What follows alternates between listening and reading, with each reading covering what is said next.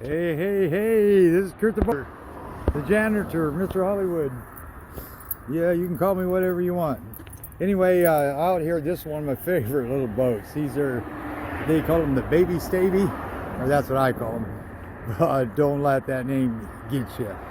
I call that the Mighty Mo. That little boat is amazing. I took one of these out in the ocean. Big old tug and a dredge, not a dredge, but a barge behind it. Pretty rough seas that day. Matter of fact, they had the flags up. This is like a little bobber. The waves were big and it didn't even feel like they were big. They're so stable. I mean, this is what I actually like that better than I do the 18-footer.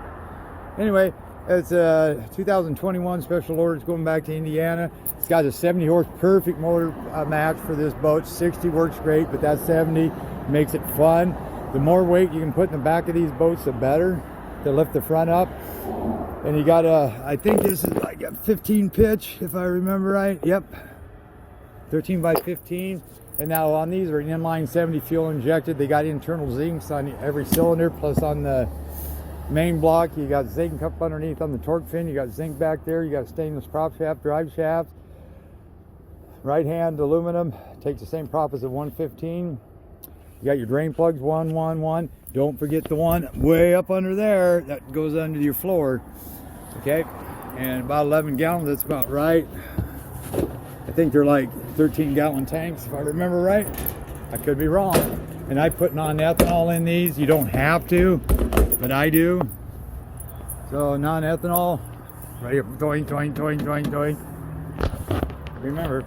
Okay, anyway, bolted on. I got to check her out. You got your rocket launchers. You got your battery operated light. Actually, that you got stanchions in there that goes back into here, and then you push it out and lock it. So you just replace the battery, and they're semi-solar rechargeable batteries.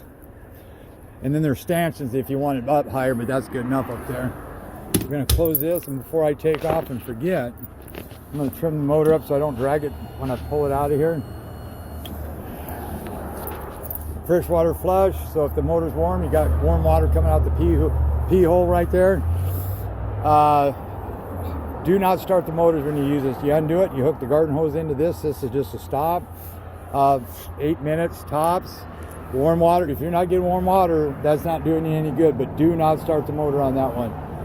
Use your earmuffs or flushers down there if you want to start the motor. I prefer those. You can use that about maybe every 6th time though. You may want to go ahead and run them on that instead of using that. If you use that like 6 times, use that. Then put the earmuffs on, turn on the water, start the motor, then turn off the motor, then turn off the water. Always have water going to it. Gas fills back there. You got cup holders, you got tackle tray, you got pole holders, cup holder, tackle tray. You got the icy techs, they're good coolers. You got a little bait tank, cute as heck. And then a wash down pump over there. And then you got your water separator that's right up underneath there. Change that once a year. The bottom plastic one you'll keep, but then that center insert, it's a 332, I believe is what they call them. And there's a little blue knob on that little round circle down there. That's to shut your fuel on and off. You got a battery, and then you got a battery switch over here. The cantilever seat that pops up. The cushions for there, I think there was 2 of them, believe it or not. Yeah, one that goes there, then one goes on that other side. They're in that box. I'll show you. Flip down seats, and then it's a good basic boat. I mean, you ain't gonna believe this. You could stand, I ain't kidding you, 2 people, 3 people on the side of this sucker, and it won't budge.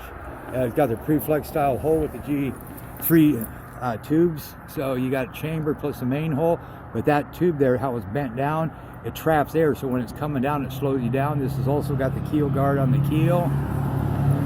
This window pops up, top size, wind cover backdrop. Nice extra wide, bigger trailer than most, unless a special order this. A double dip galvanized. You got safety chains, it's flat 4 on the trailer wire, 2-inch ball, standard flip. Get padlocks for that, padlocks for your hitch and your stinger. Keep the honest people honest. Gear bath oil hubs. Boy, do they galvanize this trailer. Wow. Anyway, brown good, white bad. Okay, on that gear, it's regular 90 weight gear oil. There's a little hex head on the back part on the side of that hub. That's how you fill it. Always make sure the thing's level. pour a little bit, and if it goes halfway to full, stop, go away, come back in 15 minutes. If it goes down to about a quarter of that, just pour a little bit more until it creeps up to 3/4 full. Walk away, but make sure it's level. You don't want to overfill those. 5 lugs, probably 80-pound torque on them. These got torsion axle trailers, bonus, better than Leafs. These got the Carlisle tires, ST 185 80R13s. Beautiful boat. Now we're going to take out the built-in running lights there, grab handle there. That's what those little notches are for. Grab handles on the inside. I don't know if you can see them. But now I'm going to have fun. Boat Doctor out.